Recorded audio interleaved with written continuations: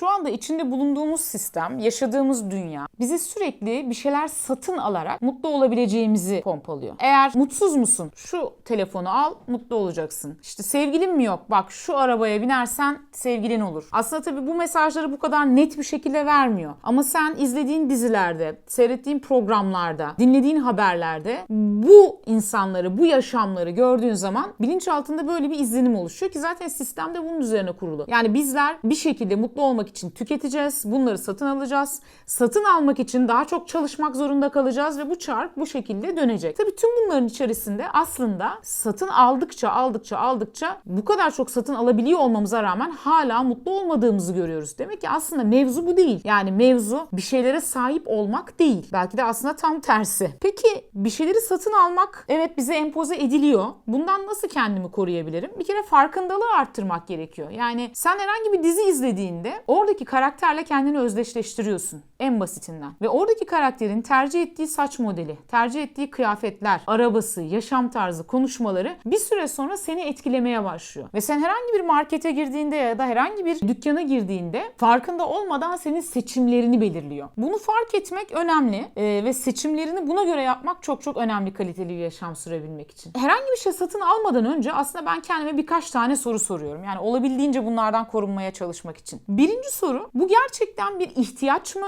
yoksa bir istek mi? İkisi farklı şeyler biliyorsunuz. İstekler sınırsızdır. Her şeyi isteyebilirim. Sınırsızdır ve geçicidir. Yani bugün istediğim bir şeyi yarın istemeyebilirim. İhtiyaçlar ise sınırlıdır ve ihtiyaç karşılandığında biter.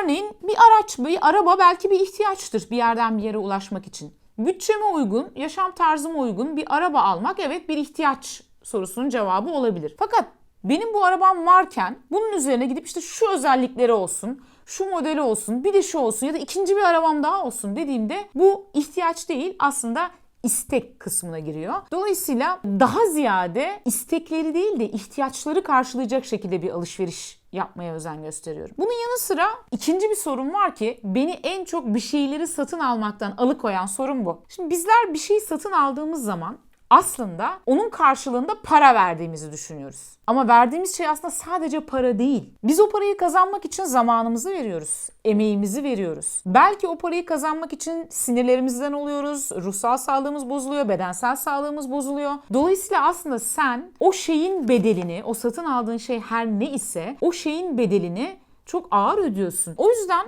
işte bunu bana hatırlatsın diye hep bir şey gördüğümde ve onu satın almaya doğru yönlendiğimde sorduğum soru şu. Bunu satın alabilmek için kaç saat çalışmak zorundasın? Eğer maaşlı çalışıyorsan mesela bir böl bakalım saate.